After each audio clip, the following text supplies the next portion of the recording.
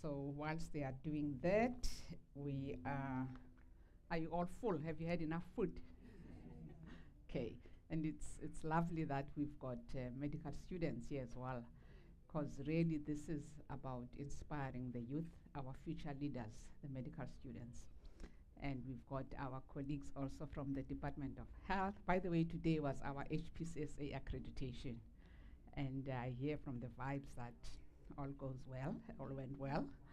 And yeah, so just whiling away time whilst we're waiting for our colleagues to be mic'd.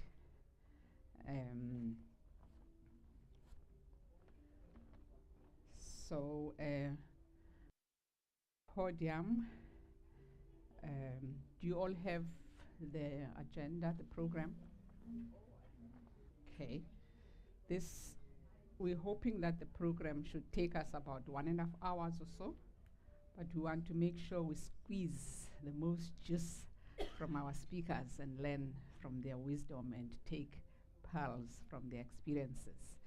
And it's nice to see our colleagues here also from plastic surgery and general surgery, the head of department. Thank you, and hello, shout out to you there. You always support these platforms. So today we have our guest there, Dr. Tshepo Motsepo, the First Lady, as you can see in the lovely pitch there. And for some of you don't know her. And we have our Professor Bilkish Kasim, who was our teacher and continues to be one of the greatest teachers we've had, and a great mentor for us. But more is coming. I'm just giving you snippets of who we have on the platform whilst they're miking. Are we done with the miking? One more, okay. And we have Dr. Diliza Mji, who is our surgeon, general surgeon in private practice, and one of the founders of Busamed clinics and private hospitals. So some of us remained, like Professor Bilkish and Dr. Morris, and some of our colleagues went the business way to establish private hospitals. So there's lots of opportunities for young people there in terms of careers in medicine. And of course, we've got Mr. Morris, our plastic surgeon, devoted clinician for more than 50 years working in the university. You'll hear more about them later. Well, what's interesting that I've noted today is that the three of them actually were in the same class. Can you believe it? Class of 1979. Yes. Wow, can you believe it? Amazing. And I think some of them have not seen each other for a long time. And how amazing and beautiful that they have to meet right here when we're honoring them and acknowledging the work that they have done. Mr. Morris, I'm not leaving you behind, so I know it's okay. We'll get your classmates also one day. So colleagues, I think we're audiovisual, are we good to go? Okay, wonderful, thank you so much. So for those who don't know me, my name is Noza Hlova, and I'm the current head of dermatology, previous dean of the medical school. I can see the students there as well. So I welcome you. This is, we're starting on the program now, purpose of the day. So thank you so much for coming here. And the Living Legends, I think this is the 3rd or 4th year that it's been going on. And really the purpose of this occasion is to honor the amazing alumni of and teachers of our medical school who've really contributed either in research or leadership or in health or outreach projects. So these are the criteria. So if one day, maybe for the young doctors there, 50 years down the line, you want to be sitting here, you know what to focus on. And if I may just quote here and say, you know, let us honor our legends while they can still hear our applause. For the value of a life's work is greatest when celebrated in the warmth of the living. That is why you are here today. We've had many times in people's funerals and you wonder, this was such an amazing person, but where is he or she to smell the roses? Gone. So this was the purpose behind these events that we have started, and so grateful that our college has supported us with this. It's been going on for 3 or 4 years, and it's still going to carry on. So without wasting any time, that is why we're here today, for those of you who are not aware. I do also want to welcome our new dean, Professor Masekela, who has just been appointed as the new dean. He's the head of pediatrics, and I'm so happy that she's also supported this initiative, because you know, sometimes when things have been going well and some people take over, then the other mentality is like, stop that, cut that, to stop that, and then it doesn't continue. So I'm so grateful that she really supports this initiative, and we shall continue with it. And of course, there's Prof. Nama here, who will be called to the podium just now, who's our DVC, very supportive lady, never obstructs or blocks us with initiatives. So Prof. Nama, thank you for being who you are and being available. And we also have our Marianne Francis and our PRO here, so thank you for creating this platform us. So Prof. Nama, I shall call you to say a few words, and thereafter Prof. Masekela will also come over to the podium. Do we have a roving mic? Yeah.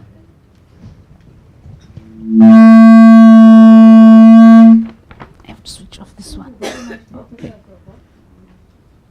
Thank you very much, Professor Toba, and thank you, colleagues. A very warm welcome to our alumni, the distinguished guests, our 4 distinguished guests today, Dr. Dilizam G, Dr. Tsepo Motsepe. I wanted to say Ramaphosa. I'm sorry, it's Dr. Tsepo Motsepe. Professor Kasim, and of course, Prof. Ross, thank you very much. Sorry, Prof. Morris, thank you very much. A warm welcome to all of you, and thank you so much for availing yourselves.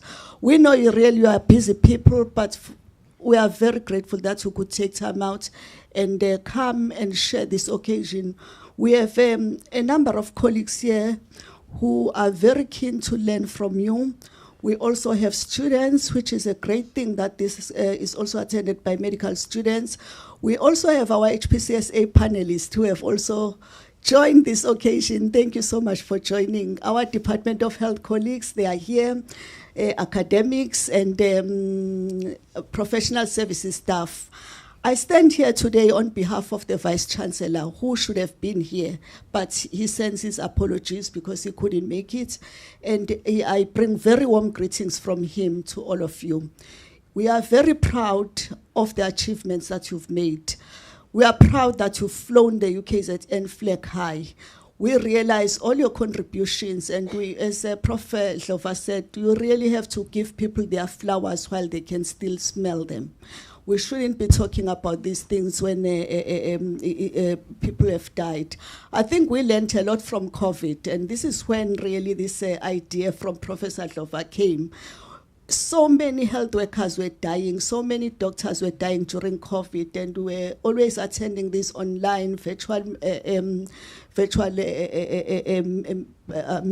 celebrations of their lives. And it's then that it struck her that we shouldn't be waiting for this for the time when people leave. We should celebrate them while they are still alive. So it is out of that realization that we started this Living Legends in Medicine Day. So colleagues, I hope we will learn a lot from them. And on behalf of the university, once again, I will not say much, just to give you a warm welcome. We are here really to celebrate and hear a lot from our colleagues here who are up there. Thank you very much. It's okay. All this. Yeah, I've got the tape. Yeah. Thank you so much, Prof. Nama. That's sweet and short. So I'm now going to call our Dean, Professor Refilwe Masekela, who's also head of pediatrics. Amazing career, young person, amazing CV. a real friend and colleague. And before she comes here, to be a dean is not an easy job. You ask me, been here for 6 years. So, but somebody has to do it. Someone has to do it. So I am so proud that Prof. Masekela has given her life. You give your life as a dean. You become a servant leader. You forget about everything else but the people that you are serving. It's not about the position. It's not about the power. It's not about the influence. It's about making a positive difference to the people that you lead. Many people take these positions for the title. No.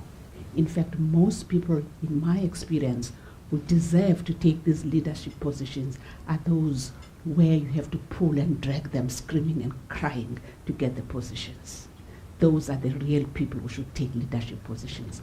Those who are hungry for the positions don't even take them because there's ulterior motives, there's incentives. So Prof. Masekela, I am so grateful that you decided to take the baton and run with it. It's not easy, but it is worth it. And it is fulfilling and it is gratifying when you see the results of your leadership. So let's give her a round of applause. Thank you very much, Ngoza, for that really touching and completely worrying words. Thank you. So I think for me it's to really welcome everybody. I think these experiences and what I think we're going to experience this evening is one of those pleasurable moments of being a dean, where we get to celebrate our alumni. I was not a UKZN or University of Natal alumni, but I've learned a lot from these exercises. And I've just realized that I was told that 3 of our alumni were here 46 years ago, that some of us were, I think I was very young at that stage when they were at medical school. So it's really fantastic that we have these occasions to enjoy, learn, and I think most especially for our young people who are at the back, to see what is achievable. I think nothing makes anybody special or different. You just have to aim high and we can get there. And I think this is what we'll probably learn from this exercise today. I also just want to acknowledge our colleagues who have joined us from the Health Professions Council of South Africa to come and join us this evening. And I know that some of them have had to travel through bus and truck accidents on the N3. So thank you very much for still honoring us today and joining us. It's really a pleasure to have you here, and thank you for joining us. And I think most importantly, to really thank our alumni for honoring the invitation. Thank you very much. I look forward to hearing from you. And I think these occasions are really to be celebrated. And thank you for joining us this evening. Thank you so much, Prof. Masekela. I know you said they graduated 45 years ago, 46. But I think 46 years ago. But I think as a dermatologist, I can easily take 10 years off their faces. So don't you worry sitting there. Now I just want to, of course, I'm also happy Prof. Masekela introduced our HPSS colleagues. And I want to mention that Dr. Professor Mtunzi? Yes, I didn't see him, Mnelwane, as Prof. Ramahopa, yeah, orthopedic surgeon. They're both orthopedic surgeons, by the way. Am I correct? Yes. They are also our alumni, and we are very proud of them. Hopefully, we will get you here at some stage as well. So thank you so much. So colleagues, now I'm going to introduce my co-host, Ms. Nongcebo Mackenzie, who has been part of this journey with us. He's a media personality and a presenter. She works for some of the radio stations, and she's amazing. And we've had her since we started this program. So I'm going to hand over to you, Ms. Nongcebo, and I will be sitting here next to you to assist you. Thank you. Thank you very much. I'm not sure is the mic on? Am I audible? Okay, cool. Thank you very much. They said no. No, I'm on. Okay, all right. Thank you very much, Professor Dlova. It really is always such an honor to be in a room with such esteemed people who really have worked so hard, and the results of their work is quite tangible in terms of when you do the research and you see the papers that have been written, the contributions that have been made. It's really, really amazing. And it's been an honor to be part of this program. I was actually counting, this is its 6th year because it started 2021.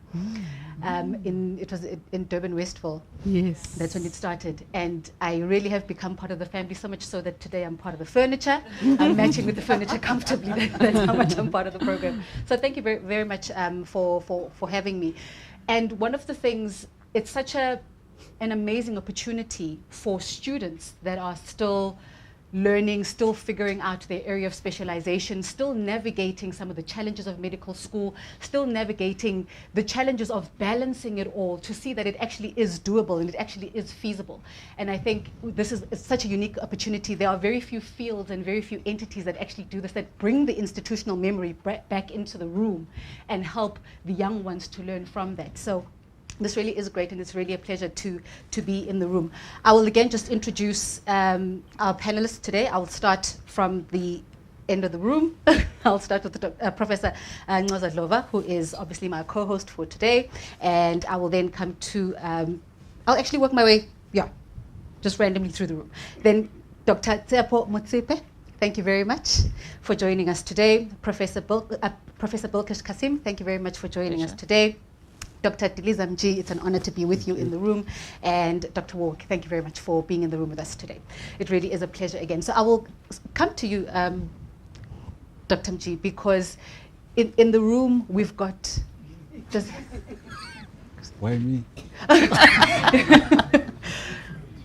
Everyone in the room has specialized. Everyone in the room has followed the field and grown within the field and contributed to the field. And you have done that as well. But you've straddled also both practice and the business side of it. And I can only imagine how it is to navigate the healthcare system, the legal aspect, the business aspect, operating in that, being one of the founders of Busamed. First of all, the transition from practice to business. So just to be clear, it was not a decision that I made, like I woke up and said, I want to do this. When we were medical students, Tsepo and Bilkesh will know, things were different at the time, obviously, in the 70s, etc. There was a lot of disturbance in the country politically, etc. I wanted to be an academic. I wanted to be a professor, and be referred to as a professor from G. But it was not to be, not because of my own doing, but because of the circumstances that I found myself in. I don't want to go into detail, but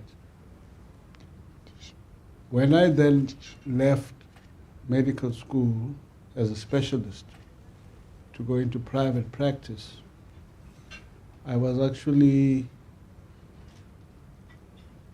intimidated about going into practice because there wasn't an African person in Durban who was in private practice. I was the first African person to go into practice, private practice, as a surgeon, a specialist.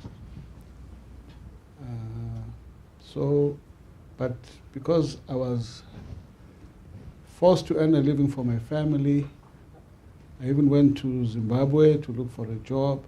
But when they offered me a salary, I said, I'm coming back home. I was going to say, it sounds ironic that you would... I mean, as a surgeon at Harare University, I was offered like 300 rands a month. And I had 3 children. So we came back. And then practice itself then led me to go into business, because I then found certain things that were happening in private practice that I was not happy about. And I said to myself, one day I will do it differently. And that's how I decided to start Busamed. So you say your ideal future would have been to go into academia, follow the academic path, be referred to as professor. It's still doable. Can we mic? Am I not mic'd? It's not clear. They can't hear you. Hello? Okay, that's better. I'm so scared to say anything else now. I might not be audible. Do you ever consider still, you know, some people have a deep longing to achieve a certain thing. And now we can all agree within the room that you have achieved a certain thing. But for you, the professor route, is that something that is still a deep longing for you? I think what do professors do? They teach mainly, they do research as well, and they produce graduates. And I think, in a way, I've done all three, even as being in private practice. I taught at the medical school, even after I was in practice, until I retired in 2015. A lot of students I meet say I taught them in fourth year. I was a pediatric surgery consultant. So I've done that bit. I haven't done much research, but before I went into practice, I spent time here. This used to be the Research Institute, by the way, for diseases in a tropical environment, which building we're in. It's called RITTE. I spent 2 years here researching certain conditions. So in a way, I think I was able to taste a bit of that, but I think it's a little bit difficult to go back now and do it like Billy and Tunzi have done it. I think, yeah, you can't win all of them. You can't win all of them. Yeah. Okay. Professor Kasim, you know, it's always so interesting when you talk to the first black to do this, first woman to do this, because in our day and time, we've seen people achieve that. And sometimes it seems like, okay, what do the younger ones have to contribute because the firsts have been done? You know, it can almost seem like everything has been done, but of course there's always something to do. But it's a product of the system that we come from, and we can't ignore that because the ripple effects are there. The very fact that we're sitting with yourselves, sharing your experiences, coming to medical school, wanting to get a qualification, having a passion for going into medicine, but having to live and study in an entirely separate campus. There was a black section in your time, and I mean, you're the class of 79. So the whole 1976, all of that happened. You know, you might have not been in the thick of it physically in Soweto, but obviously the ripple effect was felt throughout the country. That experience for you and how it has impacted how you have approached medicine and how you have approached your career. And I can only also imagine the pressure that you are under because you cannot fail. I suppose so. Well, that's really a very interesting question. As Professor G has said, we lived in a very different time. The 60s and 70s were completely different. Confirmed. You heard it. And I think we all called baby boomers because we were born in that era. So our expectations and our, deliverables are completely different. So it was a completely different time, I agree. But coming to UKZN and Black Section, University of Natal Black Section, was an absolute eye-opener. Yeah. So it was the first time you had people who were so-called African, Indian, colored in the same campus. And we all studied together. And I think what that built was an amazing camaraderie. And we were talking earlier with Delisa and Chepo. I mean, it was just an amazing time to be here. But the pressures were incredible as well. For me, in a personal sense, I'm probably only the third woman in my family to have come to a university, so it was something very new. My dad had died when I was 16, so it was actually quite different. And I was talking to my friend Patricia recently, and I said, I'm a daughter of an immigrant because my dad came here. Oh, was he first? So you first generation? My mom's born in South Africa, but my Okay. dad was born in India. Okay. And he became a naturalized citizen. For all of you who are worried, I'm South African. I don't want to see a protest outside. Okay. There's no Trump here. So it was a completely different time, and we didn't worry about things like sexism. I don't recall. I don't know whether this is rose-tinted glasses, but I don't recall us feeling different from any of the men in our class. I think we were all very strong women.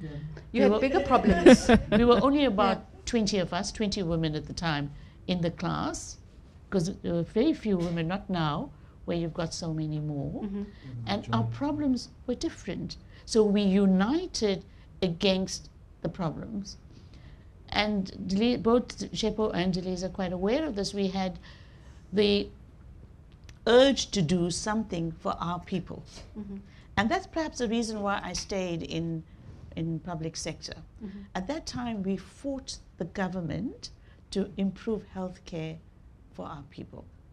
So you would remember NAMDA, we marched down streets, we protested, we did a whole lot of things, but then we had this camaraderie and the sense of belonging to a community and a sense of responsibility to a community. So doing medicine was not for improving your life, but improving lives of others.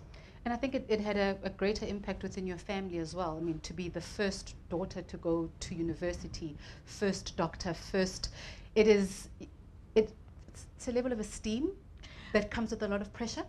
It doesn't actually. Doesn't? I've been very fortunate, although my dad died when I was very young. I have one brother and my mom, and they've been extremely supportive. And my mom has treated us equally. So my brother's not a doctor, but I love the way you said that. He's a wonderful person. He's far more gentle than I am. And in my family, I don't think it was taken. We were not put on a pedestal. I mean, definitely for me, my mom is very, simple in the ways that what you see is what you get. And the fact that you were a doctor didn't mean anything more than the next person. So, that was a nice part of it. It wasn't, oftentimes she doesn't even tell people that I'm a doctor. And sometimes she doesn't believe me that I'm a doctor. When she says, "What's wrong with me?" And I said, "I don't know." And she says, "You can't be a doctor." So, but really, it was a selfless kind of thing, and you didn't walk around feeling very important. And I think that's an important lesson from the past. The other things were more important than your own growth. And sorry. Okay. Go ahead. Dr. Mtsipa, on your side, you have really focused on maternal child health, early childhood development, reproductive health. I'm curious as to what developed that sense of keenness to really grow within that field of specialization. I grew up in a village. I am from a village. And those days, there were, the first 4 years of my life, I was going to school in my village in north of Pretoria, 2 hours drive from Pretoria, in a really rural village. And those days, we would always hear, about all these diarrhea. And actually, when I was growing up, I remember my mom was a midwife, and she practiced in the village. We used to receive Bico injection because there was TB. There were so many people, and there were so many deaths that we got to learn about as a child from tuberculosis. And there was a lot of, diseases where if we had taken if there was proactive ways of preventing children from dying. Because even among the children I grew up with as I was a child, they died. Anyway, in the village, the water was either from a pit or from the river. There were no taps. There was no electricity. But luckily, because my dad was in a boarding school, there was a machine, you know, an electric, a generator. And then I went to work in Zimbabwe. After I finished internship, actually going to Zimbabwe, we had gone on holiday with one of my classmates that you might remember, Ayanda Jolobe. Of course. And we decided, we went to Zambia and then Zimbabwe, then we decided, that was after internship, and said there's no apartheid here. And that is where I worked for 2 years. There were so many tropical illnesses. That's where I was exposed to all these tropical illnesses, preventable illnesses, the malnutrition, the stunting. That is why later when I learned that there was a course I could do on maternal child health, I happened to hear about it, that there's somewhere where I could study. And even now, that is the area where I do most of the work with creches. Early, that's what I've been supporting since I retired, early childhood development. Creche, backyard owned by, they are owned by, you know, people, mostly women, either in their garages or in a container or in a mukuku type of building. That is what we've been supporting. And these are not government owned. These are owned by female entrepreneurs. That is the area where we've had the most effect of making sure that the children are in a safe, secure environment, and we can stimulate their cognitive development, make sure that they qualify to a stage where the little creche is supported by the Department of, they get a stipend from the Department of Social Development. Yes. And that is the area where I've done most of the work with children. And of course, women being the primary caregivers. As reproductive health, when I worked at Reproductive Health Research, then it was called Reproductive Health Research Center, which is under Wits University in the early 90s when HIV, there was a lot, there's still now, it's a very, it's an area where they do a lot of research, and that is where I worked in reproduction, in reproductive health. I was the deputy director of the Reproductive Research Center at Wits University. And it all stems from your interest, or rather your interest stems from what you observed growing up, that had there been more proactive approaches to maternal and child care. That's why I did a master's in public health. And that is why, and it's mostly maternal child health and aging. And just being exposed to that, I learned so much, so much. Dr. Warwick, so you are in a field, you're in the field of plastic surgery, and you are in a field that has been given the perception. I mean, if you watch like TLC and all those programs where what's really out there for the world to see is the cosmetic aspect of it. And it's been commercialized. It's a multi-billion-dollar industry.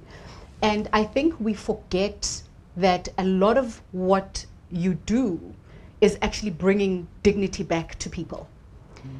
And I'm always curious when somebody does something so serious and so important and that restores a person's not just health, but their dignity as well. And this goes across the various fields of medicine.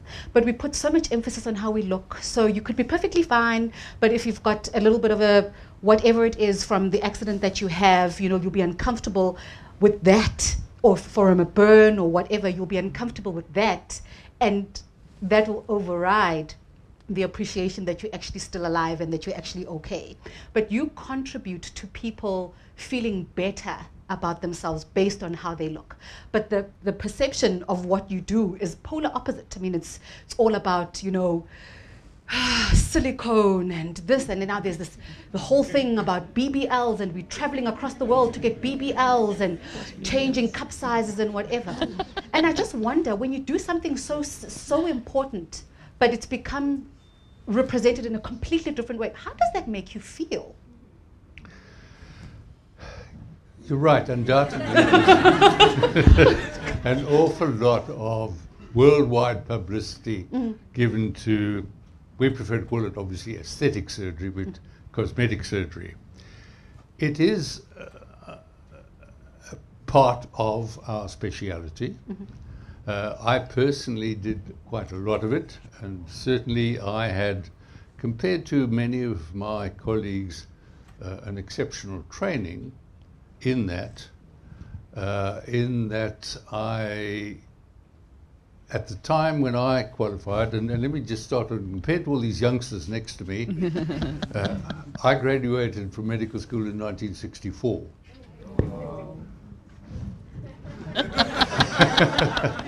And I retired at the end of March this year. So I was a doctor for 60 years virtually.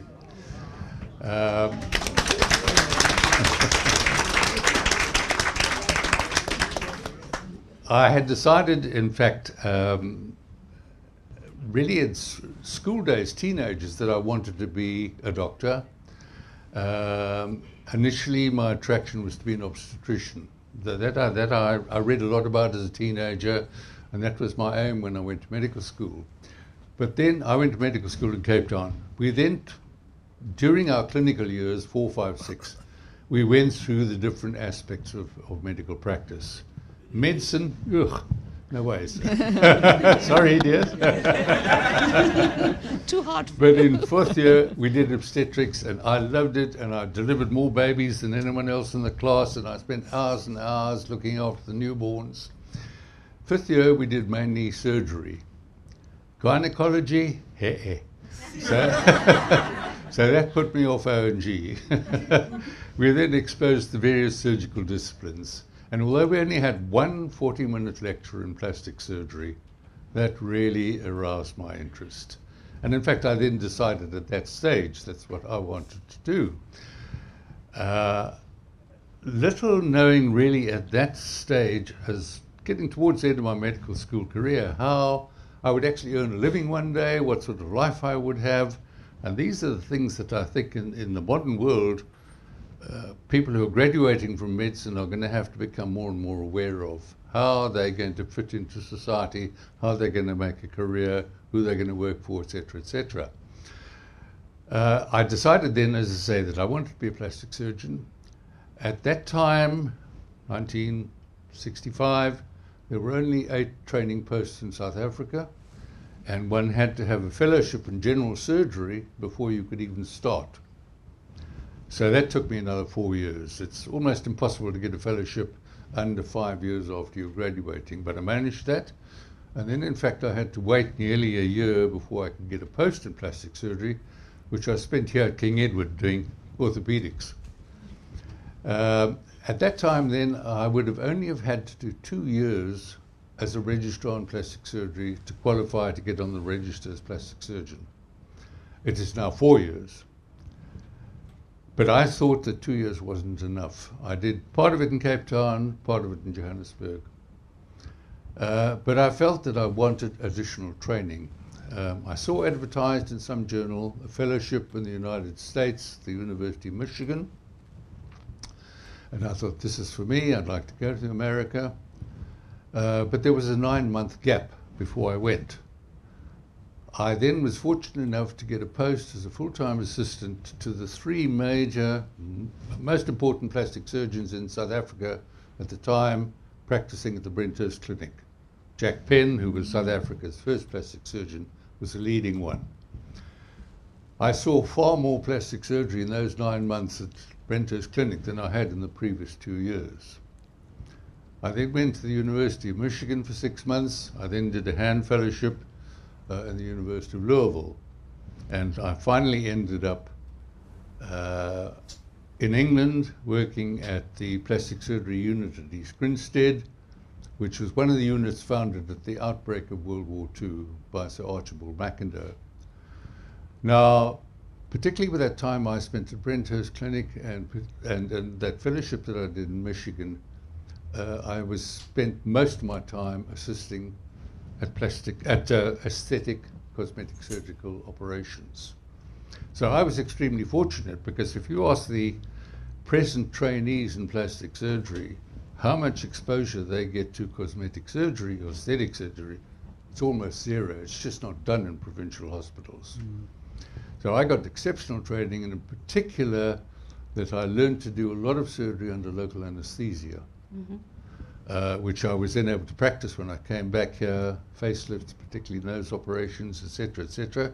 Did them all under local anesthesia, saved the patients an immense amount of money, apart from having very few side effects. So I had an exceptional training, and that's why I did do a lot of aesthetic surgery. I would say to patients, because we're doing surgery on patients who are not ill, they don't have a disease, they don't have a deformity, they do have some aspect of their appearance about which they're unhappy. That's why they come to see an aesthetic surgeon. So my philosophy towards them, I would say to them, I like to call this happiness surgery. It's all about making happy patients. And if you analyze correctly what is worrying the patients, what is making his or her unhappy, and you do an appropriate rewarding operation, you make a lot of happy patients. So happiness surgery, yes. So I did a lot of that. But on the other hand, I did a lot of major, what we call craniofacial surgery. This was a relatively new aspect of plastic and reconstructive surgery, which was really just developing in the early 1970s when I was in the United States. Plastic surgeons working with neurosurgeons, maxillofacial surgeons, correcting major deformities of the face and skull. One of my hobbies, fortunately, was carpentry. I became a skull carpenter. It's amazing how many little bits and pieces you can cut the skull up into and reshape them and remodel them and reposition them to change the shape of the patient's head. But in fact, the real reason for doing those operations was that condition called craniosynostosis, in which the patients get, these are obviously all babies, they're born with abnormally shaped heads, is to ensure that their growing brain inside that deformed skull can grow adequately. That was the main indication for doing surgery. The aesthetic side of it was really secondary to it. I've lost the point of the question. I'm sorry, I just talked too much. That's okay. But I think that's quite an interesting perspective that you bring there, because when you say it's happiness surgery, and yes, the person's not ill, yes, they're unhappy about something that is perfectly, okay, let me not say perfectly, usually quite okay, but they want that improvement. But also, the other aspect of it as well is that it goes beyond just how you look. What you're describing now about the babies, it's not just about the shape of the head, it's about the brain development, the actual skull having enough capacity. It sounds a little bit scary when you say it's interesting how many ways you can cut up a skull and put it together again, but you know, we understand the greater purpose of it. And I wonder, because it is something that is so, if you've had, I don't know, surgery somewhere inside your body. I'm very reluctant to use terms because I'll say this term and that belongs to internal medicine. It doesn't belong to something like just inside of your body. If you've had, people can't really tell. If your scar is underneath your whatever you are wearing, people can't really tell. But if I was a burn victim and I was, you know, disfigured on my face, and after several surgeries there's a marked improvement, the work of your hands is immediately visible. And that's not just for the person who's opted for it because they're unhappy and they're seeking happiness aesthetically, but that is because you have restored somebody, and you've restored how they are perceived. You've restored what the first thing that will be said to them is. Because, you know, we can be very insensitive with what we say to people. A person will come with burn marks and you say, oh, shame, what happened? Maybe they don't want to talk about it. And so when you actually assist that person, it affects how people interface with them, how people interact with them. But I always wonder, when you do something like that, you must come across some very, very scary situations where this person's putting so much faith in you for them to look better, be perceived better, be treated better. Are there any cases that you never forget? That you've never forgotten? Sorry, I didn't quite catch your question, but I want to just make a statement, well, really quote one of our very distinguished English plastic surgeons who came to lecture at one of our congresses. Mm-hmm. He said, all plastic surgery is cosmetic surgery if it's done well enough. In other words, not only are you correcting, improving the deformity, the disease process, whatever, with which they present, but in fact, ideally, ultimately, you would like to make them look even better than they did beforehand. Burn scarring, very difficult to really do any radical improvements on. Mm-hmm.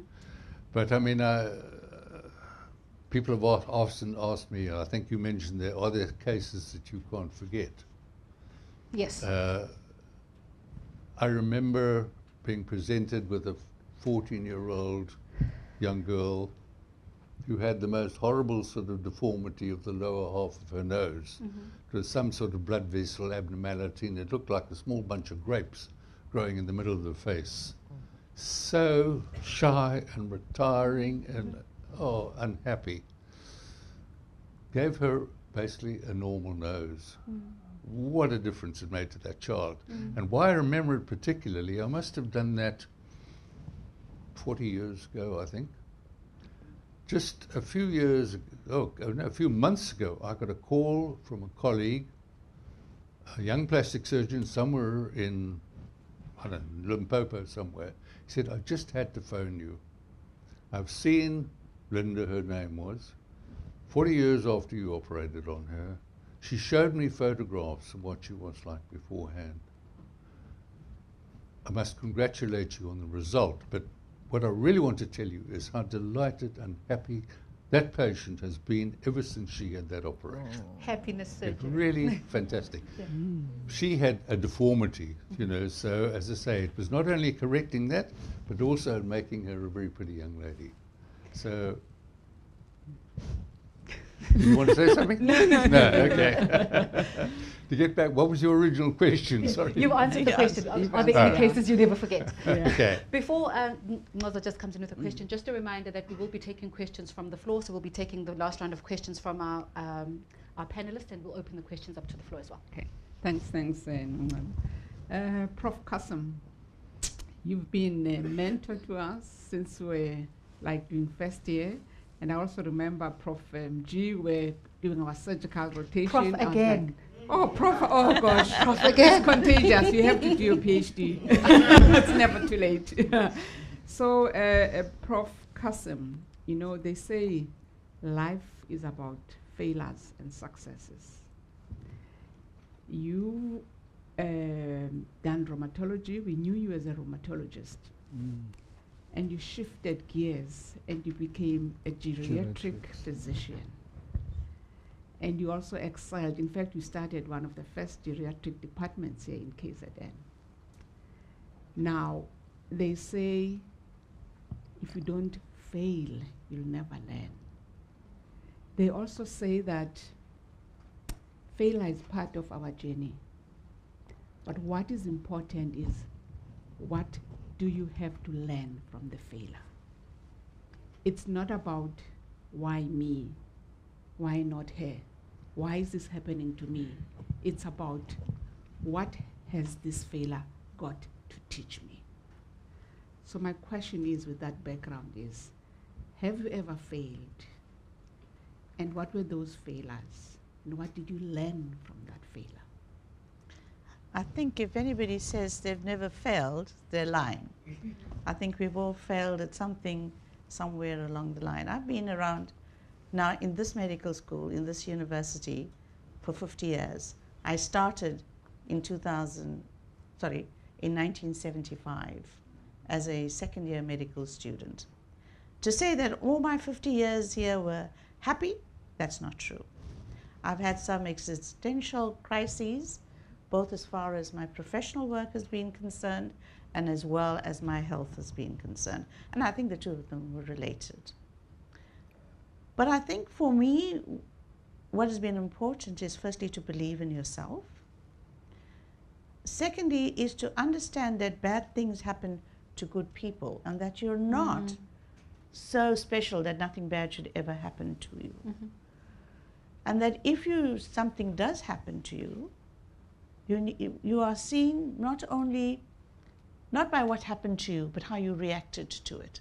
So that's the most important part as far as I'm concerned. But I was extremely fortunate in a very difficult time that I went through, that I had some really good friends and students who supported me. And I'm going to take the liberty of mentioning them, because I had my friend Ramesh Ladu and his wife Razia Bobat. I mean, they should be on the stage. Wonderful support that I received from them. My friend Layla and her husband, my friend Ara and her partner, and the students Gugu and KB, who came all the way from Free State on their own cost to come and support me at a very difficult time. So I think it was an extremely difficult time. I don't want to dwell on it. Some people might think that I'm actually being a bit blasé in that I've put it behind me. But that's the reason I put it behind me is my mom. My mom always said to me, the important thing is you need to be happy and you need to move ahead and take it in your stride. And she was my strength for that, and I didn't do anything. But there clearly are failures, some really bad ones, but I don't want to dwell on them. My first failure, or potential failure, I'll tell you about, was when I wanted to come to medical school. So some things don't ever change. So it was, those were the days when you didn't have emails, okay? So you get a letter to say you have been accepted to medical school, you need to respond. So you go to the post office and send a telegram. I don't think the young people even know what a telegram is. And then about a week or two later, you get a message from the medical school to say, sorry, we didn't receive a response from you, so we're now giving your place away. And that was potential disaster. I may not have entered medical school at all. So I had to rush over to the post office, get an affidavit, and come to the university to then say, look, I did respond. And so that was, a potential failure. But as I said, for me, the important thing is believe in yourself, and if you are right, truth will prevail. People have a right to complain about you or about anything else. My greatest regret is that the support that I did not receive at some times, but my greatest pleasure is that the support that I did receive. And I think I've put it behind me. The fact that I managed to stay here, and I think that's pure survival. You would agree. I mean, and I'm actually very glad to see that I've got students in the midst here. Prof. Billy Ramakgopa was a student of mine many years ago. Andile has just been a student of mine recently. So it's really, I think that mistakes happen. No, not mistakes. Bad things do happen. Rise above it. Keep your head up high. Thank you, Prof. Kasim, for being vulnerable and sharing those challenges with us. If I move to you, Dr. Mj, not Prof. Mj, Dr. Mj, you had to navigate a very challenging platform going to business. In medical school, they don't teach us how to do business. When we finish our final years, we either go academic or we do go private practice, but nobody ever thinks that we need to learn about business, financial management, and starting a practice. And it's a business. So I am hoping that with the new curriculum, we'll be able to include that in our curriculum. Whether you'll be a GP or a specialist, but that's business. You actually navigated a platform that's been untouched. You didn't know anyone, but you established Busamed as the CEO and the founder of these hospitals. Now, they always say you know a leader by the number of stab wounds at their backs. That's how you know that someone is a leader. Why? Because there'll be those people, whatever you do, they won't be happy. They'll be gossiping, they'll be backbiting, they'll be saying things about you, but you have to remain strong. So, what are some of the leadership pearls that you'd like to share with us as a CEO of a successful private hospital group? Thanks, Rosa, for that. I think it starts when I was a young medical student, to be honest. The determination to do what you want to do. Set yourself a goal, say, this is what I want to do. Come hell or high water, I will do it. I'm glad the medical students here. I was in my 4th year of study when the security police came and arrested us and sent me to prison in Pretoria. Took away my books, my watch, and confined me to solitary confinement for 6 months.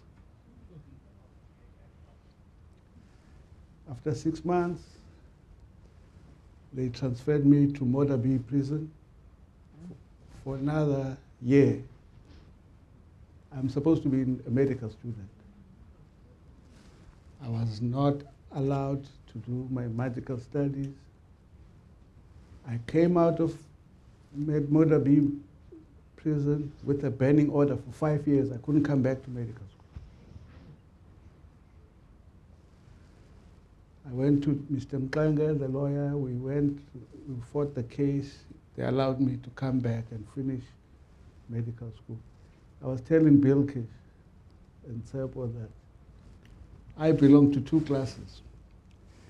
Their class, which I was originally in, the 78, 79. But when I came, because I was detained for 2 years, I had to, Professor Sakin, Ted Sakin, was the dean of the medical school. I have a lot of time for that man. And Mini Kalechura. They said, we know you. If you were in class, you would have passed. I said 2 exams in 1 year. And I caught up and I was able to pass, and I graduated in 1980 as a medical. That to me is the start of everything. It taught me that remain focused. Decide what you want in life and put all your efforts into that. You will make it. So that I did. It's not, that was even a more difficult success if there is an easier one. I don't know what it is. It was even more difficult to pass through medical school with all the might of the state, thrown at you. As a young, innocent person, you haven't done anything wrong. I don't know where Billy was at the time, but they were following and looking, and they did the same thing as well. So when then I became a doctor, now I'm qualified, I'm a doctor. And now I want to specialize and become a surgeon. I did it at this medical school. We started NAMDA, as Bilkish was saying. Again, it was difficult. Police harassment, but we decided we want to do it. Tell them what's NAMDA. The new generation doesn't know NAMDA. So, as doctors, we decided to form an association called the National Medical and Dental Association.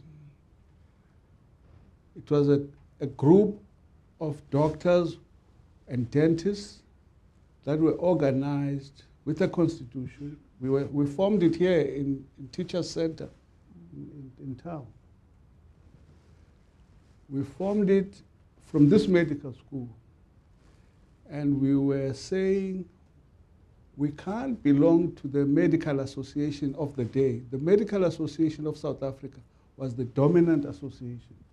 Where we decided we can't continue with it is because over the death of Steve Biko, the Medical Association would not take disciplinary action against the doctors who looked after Steve Biko, who was then assaulted in prison and was allowed to die. And the doctors said they didn't take corrective action, the Medical Association, and penalized them. We said, not in our name. We left that medical association. We formed an alternative one called the National Medical and Dental Association.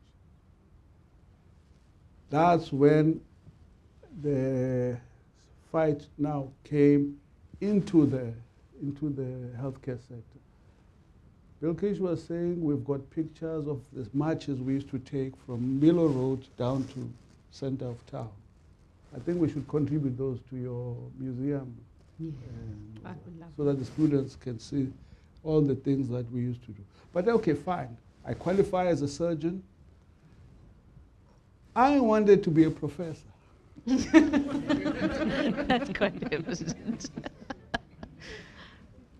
Here am I now. I've got my fellowship of the College of Surgeons of South Africa. In fact, because I was in NAMDA, as a founder of NAMDA as well, I went to write my exams in Cape Town at Stellenbosch University. I was given a white patient. I'd never touched a white patient. But in my final exam, I'm given a white patient, Afrikaans speaking. She even refused for me to touch her. She didn't even understand I think she didn't understand what I was saying. She was from the Karoo. We were not allowed, guys, to go to Eddington. We only could see African patients in King Edward. Later, we were able to go to RK Khan and examine, obviously, Indian and colored patients and so on. But we did not see white patients as students. I was here recently to look at the medical school. I went into the cadaver section, the anatomy.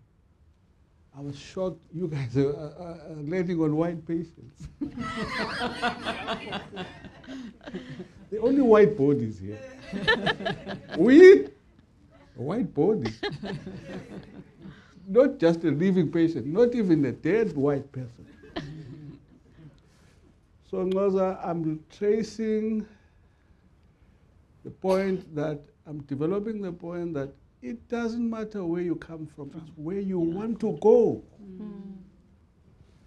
I decided, okay, I'm going to do this fellowship, Stellenbosch, obviously, I failed. The first time in my life, she's laughing because she knows what I went through. May I ask, Dr. Mji, why did you fail? Because I can imagine it would have been unnerving. No, let me answer it this way.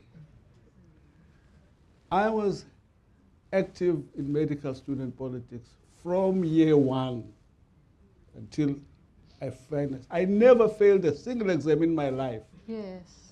And I was always in the top grades. Yes. But I went to Stellenbosch. And remember also, in surgery, we used to have two parts. You write the first part, which is the theory. Then you're invited to come and write the second part, which is the clinical. Yes. The attrition rate in the first part, the written, was so high. Yes. Very few people would make it first time. But I made it first time, and I was invited to write to the second part. Yes. Second year was the most difficult exam in our time. I don't know about you now. Yeah, not now. There was a 40% failure rate in second year. Physiology, anatomy, and pathology.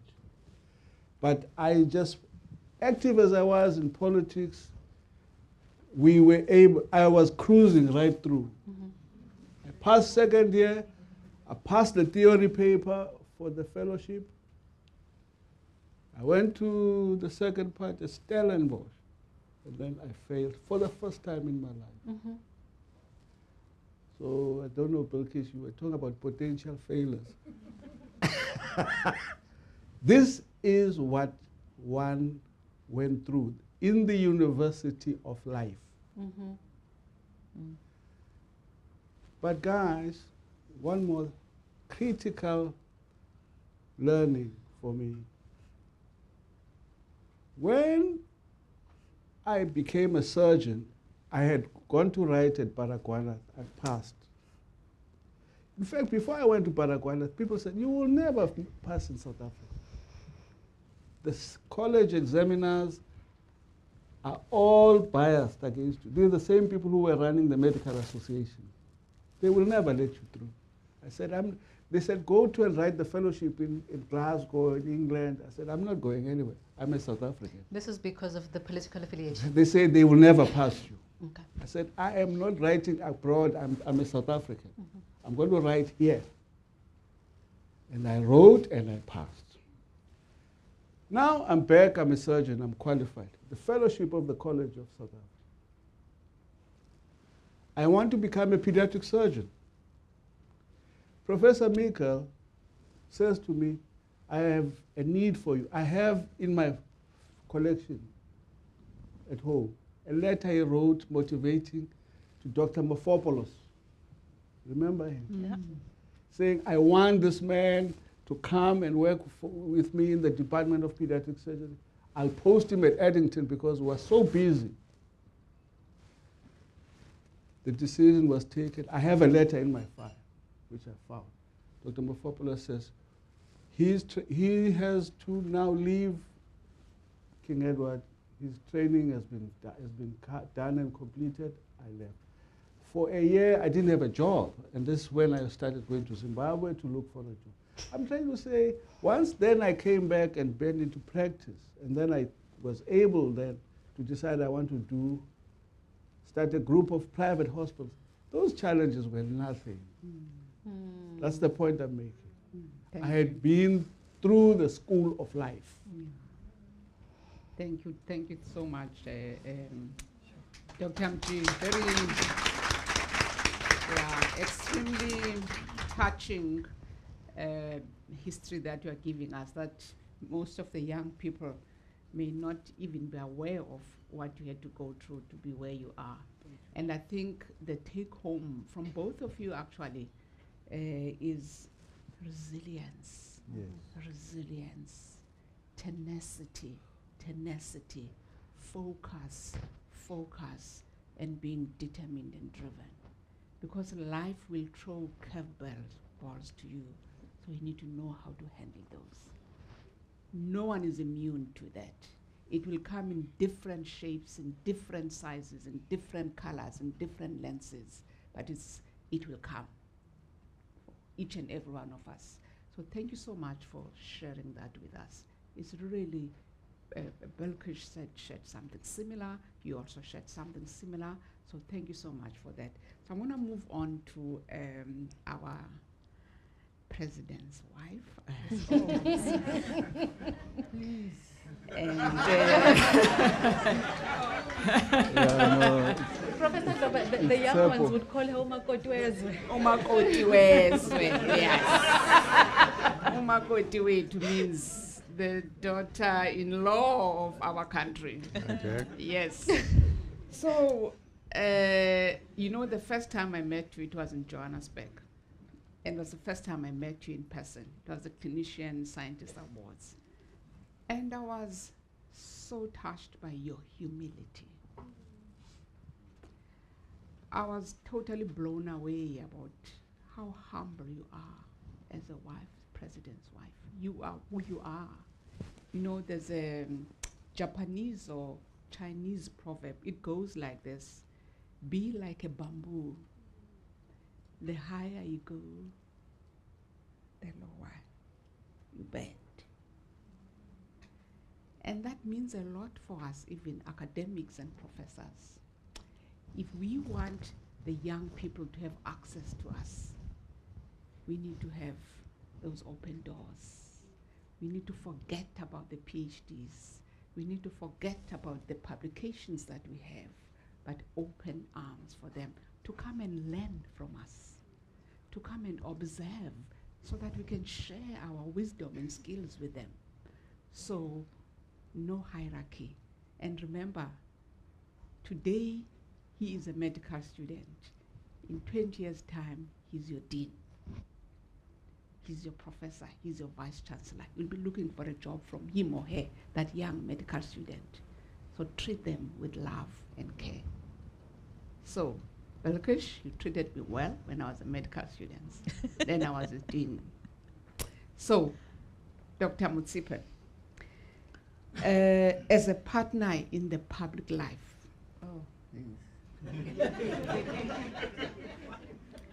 don't worry. What personal sacrifices and moments of resilience have shaped your path? You want to know what moments of resilience have shaped my past? Yes. All right. At the age of 9, I had to go to boarding school because Elwell North.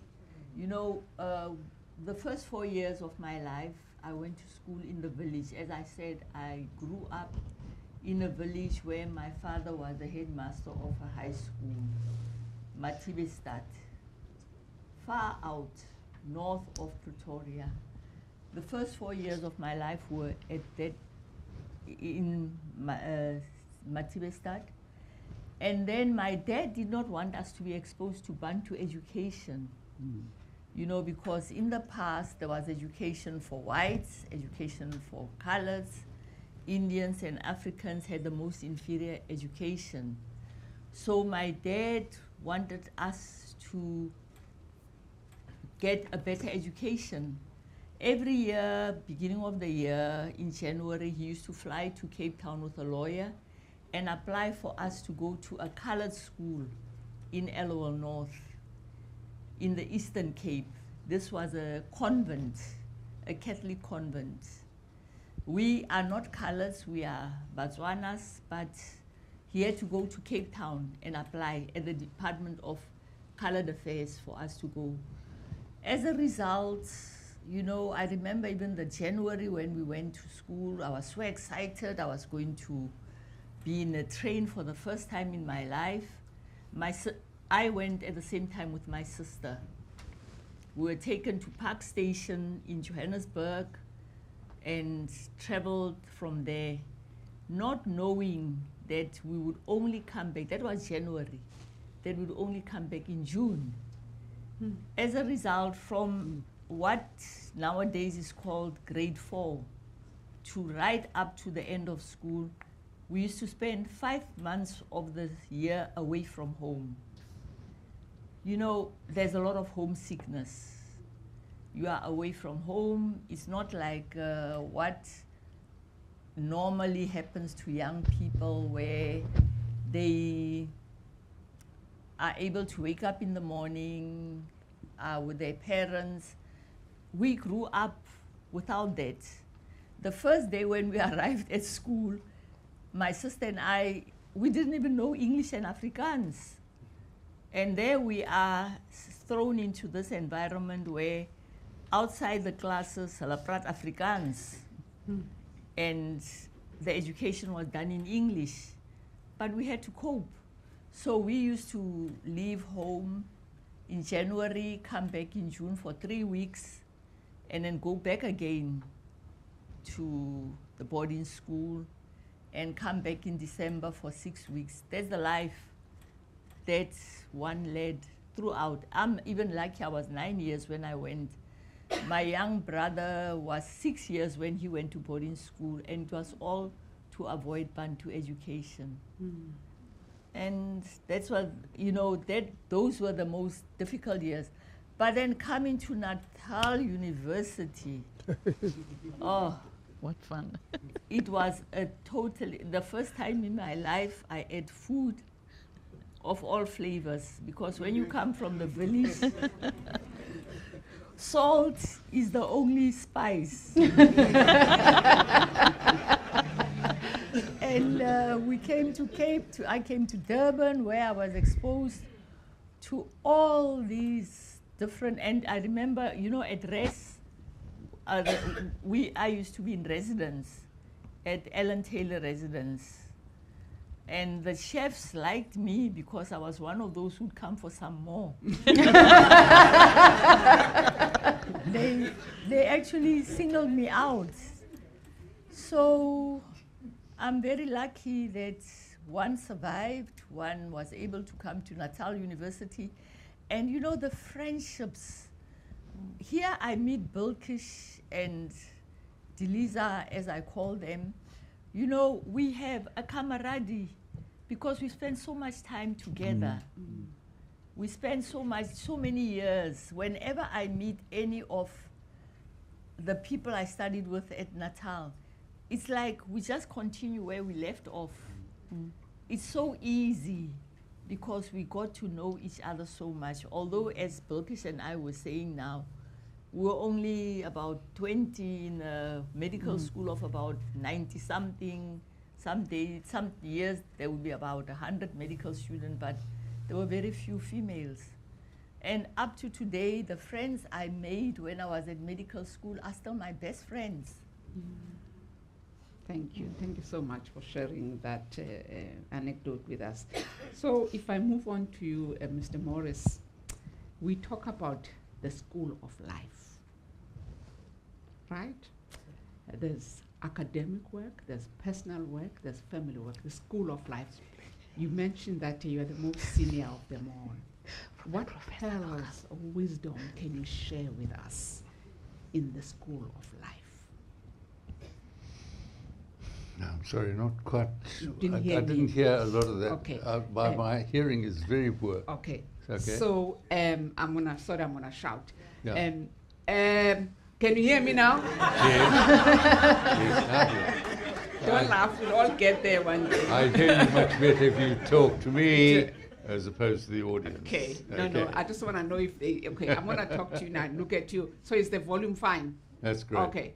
So our colleagues here have shared really intriguing and fascinating life stories. Some failures, some challenges, and they've shared with us pearls. So I want to know, being the most senior of our guests here, right?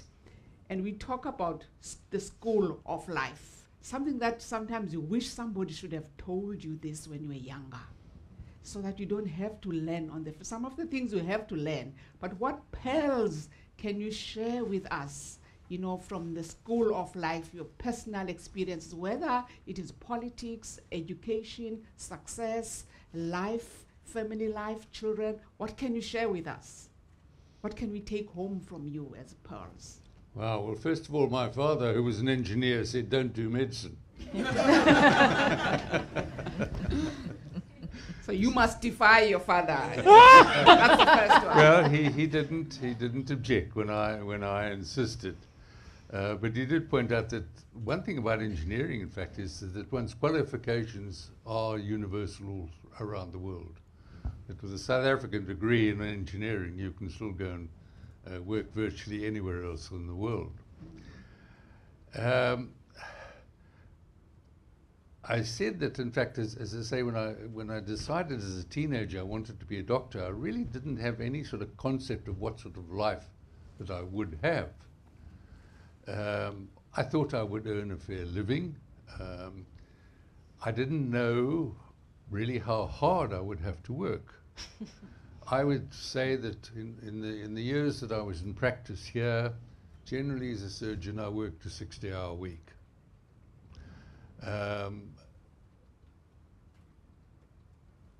That hand surgery program I did in the United States,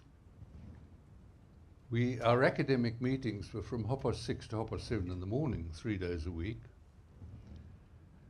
We consulted for 2 days a week from 8:30 in the morning till midnight, sometimes till 2 o'clock in the morning. The last patient's appointment was at 10 o'clock at night.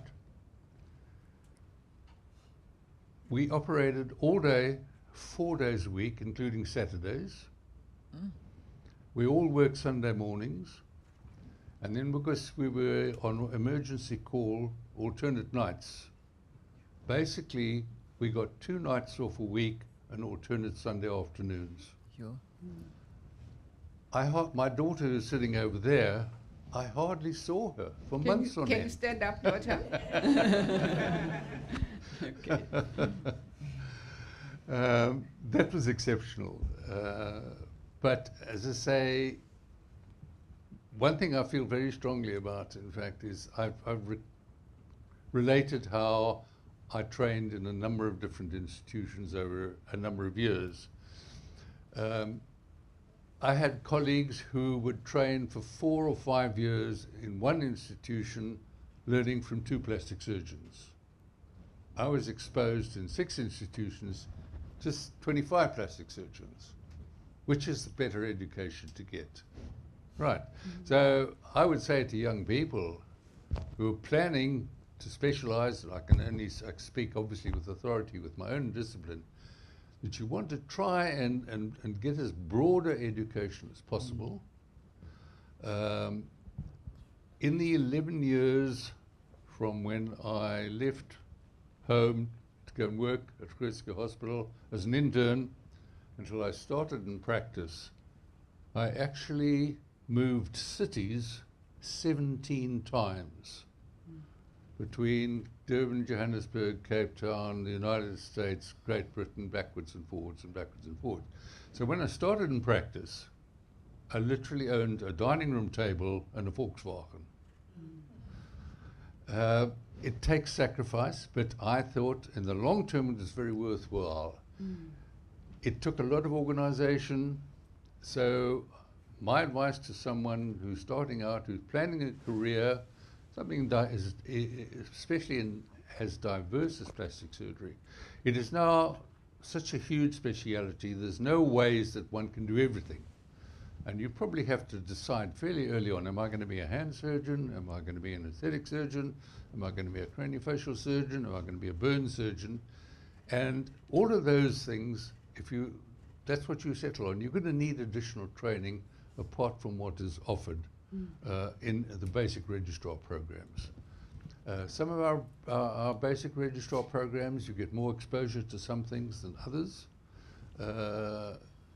I don't think, with all due respect, much to my professor over there, that sometimes in 4 years in one program, you will really get an adequate So in a nutshell, training in your whole discipline. Sure. So in a nutshell, I think what you are saying is broad exposure, get attached to different disciplines, different institutions if you can, and that may take sacrifice because it means you'll be away from your family or from your wife because you have to spend 2 months or 3 months in the UK or US. But at the end of the day, you've got this wide potpourri of exposures all over the world, and you can learn from that. I think to my co-host, perhaps now we can take questions from the floor, and this is the most important aspect of our evening as well. And Yes. then, yeah. Any questions, please feel free. Don't be scared. These are great achievers, and this is the time to ask all those burning questions that you'd like to hear from them. So Ubatoya's got a microphone, Nomakwezi's got a microphone. If you Just raise your hand, and then, Just yeah, take your there hand. you are. Can you take, and if we can just be as concise as possible in asking our questions. and say who you're directing the question to, All right. Evening to the panelists. and introduce yourself. All right. Thank you so much for this evening. A lot learned. My name is Debelo Kokoropo from the University of KwaZulu-Natal Foundation. We are the fundraising arm of the university. So essentially, my mandate is to raise funds for the College of Health. So my question is directed to Dr. Mji, and as well as Dr. Motsepe. So what we're finding is that because of the substantial amount which is requested or required for projects within the College of Health, we are struggling to raise funds for some of our projects, in fact, most of our projects. So what I wanted to, maybe a guide and advice from both panelists. How can we start infiltrating the international market, well, our international donors, as well as mostly also our local donors, corporates, in terms of infiltration? Because we're finding it hard that there is a great demand for these projects in terms of satisfying them, but we're just struggling with raising those funds. So my question is just really to try to establish if is there a way in which we can infiltrate both local markets and international donors? Thank you. Any other questions? All right. If we can just hand over to yourself, Dr. Mji, and then Dr. Mzibe thereafter. I think ladies first.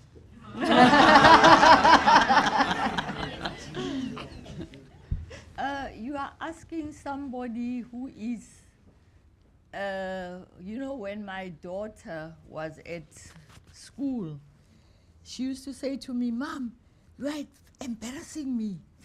You are always asking people for money." Because I've been fundraising all my life. Well, she's 28 now. And at that time, it was because I was trying to sell tickets to a concert to raise funds for a ramp at her school. So all my life, you know, I've been with non-governmental organizations. We have sought sponsorships from international organizations, some of them local, some of them international. And even in our capacity as the Cyril Ramaphosa Foundation, we do sponsor students at university. You know, it's called the Cyril Ramaphosa Education Trust. I know of some of these international organizations, one of them, Elma Philanthropy, where we once had to account. They really question you thoroughly, where we had to account for 37 rand of the money that they had donated, which was not well recorded in our financial statements. So, you know, sometimes you do register with partner. We have just opened a partnership abroad in England where we were lucky to get South Africans who are very interested in still contributing to the development in South Africa, and they are interested in funding education for students. So, you know, one tries, some of them are offshore organizations where South Africans can raise funds. Unfortunately, COVID was really, really detrimental. It put us back. Many of the organizations from which we used to get funding would say, no, we don't fund, like the creches, you know, the backyard creches, which I'm involved in. I've been a trustee since 2006. They said, no, we cannot do that anymore. COVID, the business is not doing well. So, and then some of them, no, we don't fund students, creches, now we fund this. Along the way, organizations change. We are lucky some of them continue funding us throughout the years. And it's a case of you try all over and never give up. We tried at some stage having a fundraising person, but in the end we found that the amount of money that we had to pay this person was unaffordable, you know. So it's a very, I can understand a university does need to be supported, but among the universities I saw a video of the Vice Chancellor of Wits University. They had gone all over the world. They were going to universities abroad, and alumni from Wits were the ones that organized for them to go to universities in the USA, and some of their alumni who were in companies, you know, helped them to raise funds. So it could be also going back to the alumni of the universities. Well, hence I came to you. Excuse me? He says hence he came to you. Hence I came to you.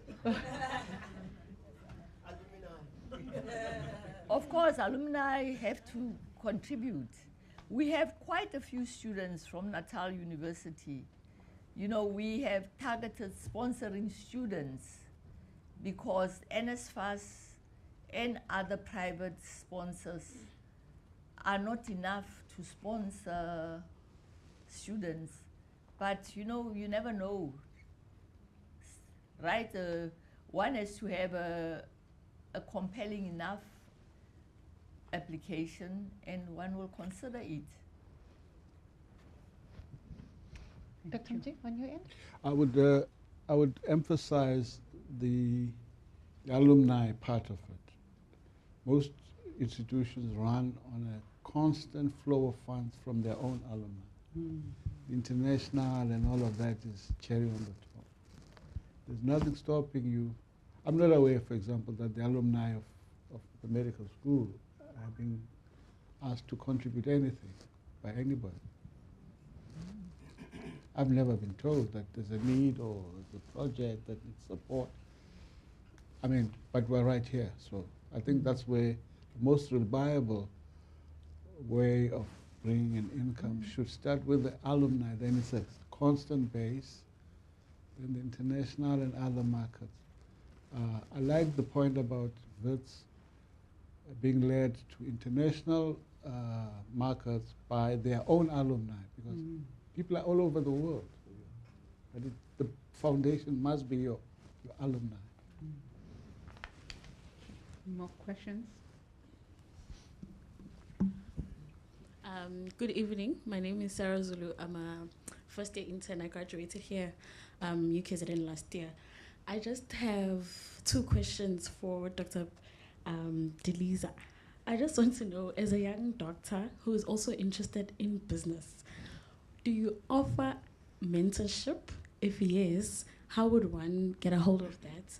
And also, how would you advise someone who is interested in the business space in medicine to explore something that they might potentially capitalize on?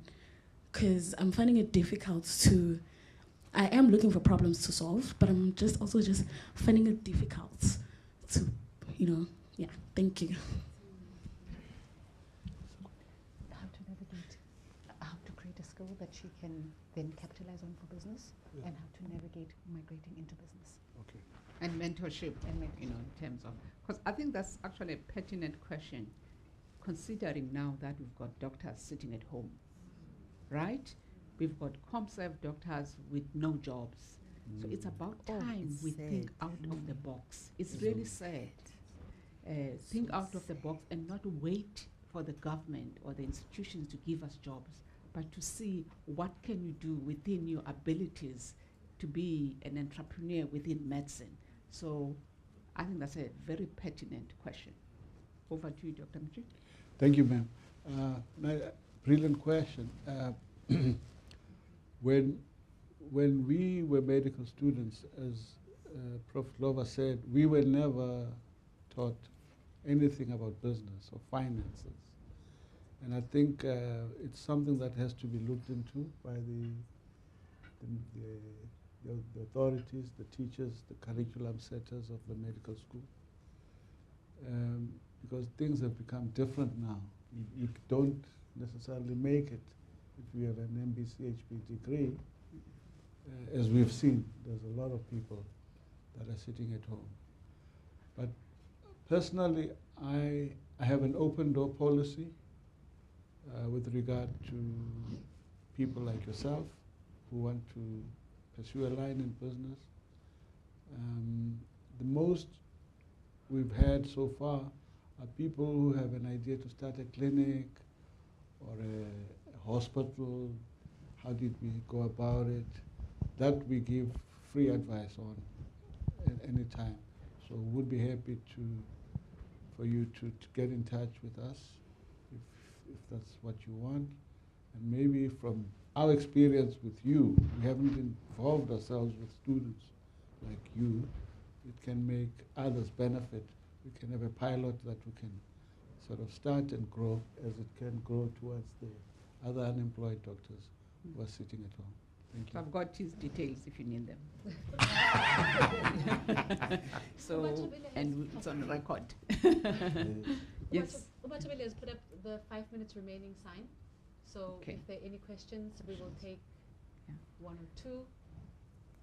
So maybe whilst we're waiting for questions there, but I'm scanning, I don't see. Perhaps, no, my co-host, Nongabo, if I could just ask our panel, is there anything that you'd like to say that we didn't ask you, that you'd like to share with our audience? And we're going to go through each and every one of you. Is there any burning pearl that you'd like to share with us that we haven't asked you? Can I kick off on that? Sorry. Can you hear me? Yeah. So I was saying to myself, I wanted to ask Dr. Morris about his broad experience of traveling and training in multiple centers, etc. I was worried about something. You said, Dr. Morris, people must decide early what they want to specialize in. My question is it really advantageous for us as young people to decide, I want to be a surgeon, I want to be an internal medicine person, or this early, or should we rather do the rounds in the different disciplines? Do medicine, do obstetrics, do psychiatry, etc., and then after 2 to 3 years decide that you want to hone in on this discipline or that one. That was my question. And obviously I'm biased towards the latter side, because I Right. think when you've been around and searched, scanned the profession, then you probably find that, I should have done this one when you've made a decision quite early. That's my point. Dr. Morris. I think certainly, like myself, I knew what I wanted to specialize in by the time I graduated. Not everyone does, by all means. And certainly I saw during my training a number of registrars who'd been in general practice for a number of years. They weren't sure exactly what they wanted to specialize in, but they were doctors, they were earning a living. And I must say, I admired those. We had a couple of registrars who, as GPs, passed their primary exams. Well, that's quite an achievement. That really was. But on the other hand, what I felt strongly about my career was that I had decided early that I wanted to get as broad an experience in training as possible. And I think I benefited in the long term from that. As I say, it's going to take you, most people, it's going to take 15 years to specialize from the time they leave medical school. Maybe not, including time at medical school. It takes you about 15 years until you're a specialist. You're in your early 30s. And then, as I say, if you're going to only work for another 25 years, you must decide what speciality you're going to be in. I believe that it's worth working much longer. As I say, I completed 50 years in the Department of Plastic Surgery of this university. I was going to ask you, why does this university practice discrimination? Discrimination? For the last 7 years, you didn't pay me. There's something called pro bono. I work pro bono. Why are you discriminating against the not so young? Yeah, I would agree with what you are saying actually, because there are people who know when they finish their internship and concept, they are clear what they want to do. Then there's a group of doctors who are not sure what they want to do. And I think these days is 2 years internship and concept. So that gives them 3 years of exposure to the different disciplines. So different strokes for different folks. So some will know what they want to do, others will still want to explore, others want to go to private practice because of social issues. What do they call it? Social tax. They do private practice, support their families, and then they come back and specialize. So there's different challenges for each group. So thank you so much. If I move to you, Dr. Mutsipe, is there anything that you'd like to share with our audience? Anything that you wish we should have asked you but didn't ask you? This is your time. I wish to say that honestly, I am really humbled, and I never expected that we would be called living legends. And I wish to thank the university for that honor. It's really something that I appreciate. And when I look at these young medical students, they bring back memories of the years which I spent at university. And I wish you luck and perseverance, enjoy the years. And of course, one day you will also be sitting where we are sitting. Thank you. Thank you for those lovely words. Professor Bulkish. Okay, so what I'd like to say to the students is this is probably going to be some of the best years of your life. Being a medical student, I can see head nods in front of me, is that we really had a good time in medical school. You need to enjoy this time. And I think you must realize, and I give this speech to a lot of people, is that you must realize how fortunate you are and how fortunate we have been in having the privilege to become doctors and having the privilege to go to university in a country where a large majority of people do not get that privilege.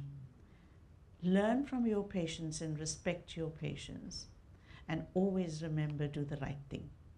Okay? You're becoming a doctor for a reason. You're going to go as far as you can, as Delisa has said, but don't forget your roots, right? And different strokes for different folks, except for 1 year when I was not here in KZN. I've spent all my life in the UKZN. I don't think I did too badly. Thank you so much, Bilkish. As you say, do the right thing. And they always say integrity is doing the right thing when no one is watching. So wherever you are, whatever time, whoever you're dealing with, whatever situation you find yourself in, ask yourself, am I doing the right thing? And again, this is what we always share as well, that when you see patients and you're stuck and you don't know what to do, you ask yourself, if this was my mother or my son or my relative, would I treat the patient differently? And the answer will come to you. So thank you so much for those parting shots. Mr. Morris, what are your take-home pearls for the young people here? Or is there any question that you wish we had asked you but didn't ask you?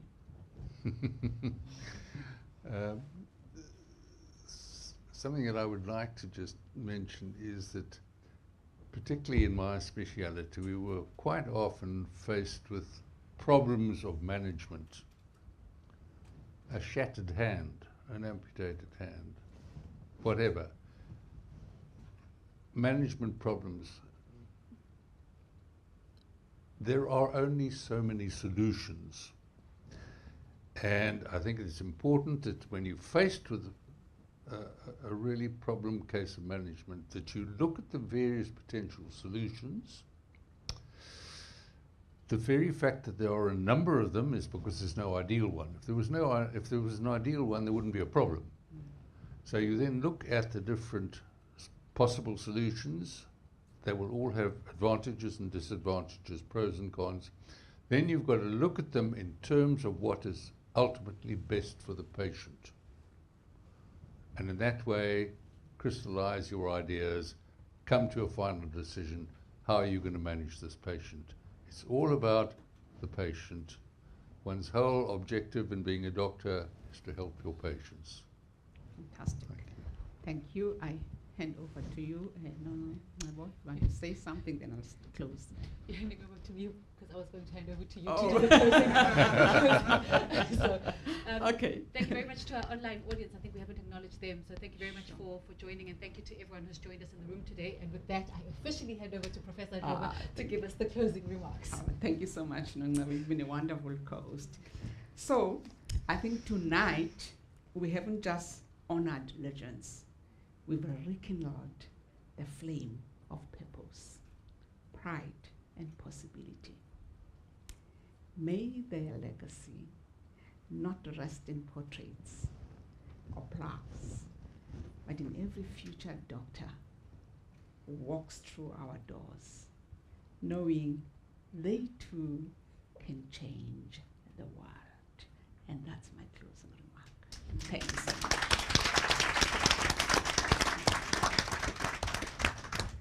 So now we're going to hand over the portraits that we prepared for you and take some pictures. You okay to get up? You okay to get up? See? Oh, my. Careful. Yeah. Dr. MG, this is for you, MG.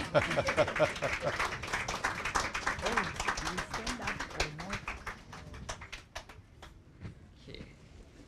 And thank you for being who you are. Thank you. Our foundation person spoke about funds. We are building a museum. We want to. Oh, this is yours. Okay. The VC didn't give us enough funding, and the DVC, so we need support. Thank you, Dr. MG. It's got my picture. Yes. And this is for you. Thank you. First Lady. No, First Lady is not here. Is not here. First Lady is not here. Oh, this way. Okay. To hold it. Thank you. But I think they're still going to That's Thank also you yours. very much.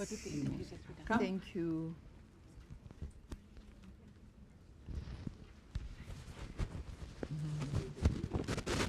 Here, Thank you. put this down for you. Or Chris, can you take this for me? We'll take pictures with the families as well. And okay, thank you. And to our teacher, our mentor, who's dedicated her life to this medical school also. Thank you. Okay. And who's being chased off the podium. You're gonna hold that too. She's actually And then was in Joburg. Yeah, I think let's Bunny. thank you. this one also someone's mic. Oh dear.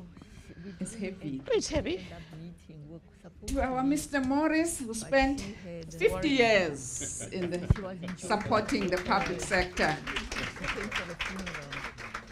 And Oh, the trophy. there's a Simelani. Who's one of Can you manage? Yes. for years. Okay. I've not seen it. So now we'd like to call the DVC as well as the Actually, she went dean back to take yesterday. pictures, as well as with the family But members as still- well. You know, If I'm forgetting anyone, please. the communique. Oh, my poor mommy, she's going to have a problem coming up. Okay. Your We have mom. our own No, set I'll bring it up, called don't the worry. 4 sugars. Now the 1 sugar. Yeah. Can I take this We mic? take Yeah, pictures photos. Yeah, with I understand. the family and also our They did DVC come and with our Stanley dean. And part of the wedding and the celebration. So maybe let's start with the family. Yeah, families. Mrs. MG. Can I take your mic off, please? Oh, yes. I don't want to come Alright. to the airport now. All right, yes. Who is with? Are you with her? Okay. Huh? Yeah? How are you? Very well, very well. Okay. With their Close the two top families, buttons. yeah. Yes. Yeah. No. I I know. Okay, let's take You can it all. open Yeah. just the Yeah. last two, that one and that one. And then I can take it. Thank you.